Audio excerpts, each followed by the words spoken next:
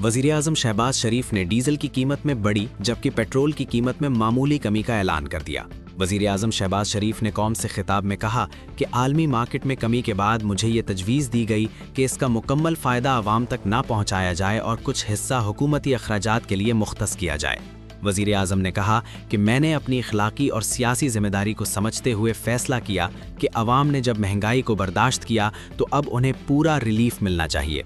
हालिया कमी के बाद डीजल की फ़ी लीटर कीमत 385.54 रुपये जबकि पेट्रोल की कीमत 366.58 रुपये हो जाएगी। वज़ीर-ए-आज़म ने कहा कि सूबाई हुकूमतों के तावन से चारों सूबों गिलगित बल्तिस्तान व आज़ाद कश्मीर के लिए जो सब्सिडी का ऐलान किया था वो जारी रहेगा।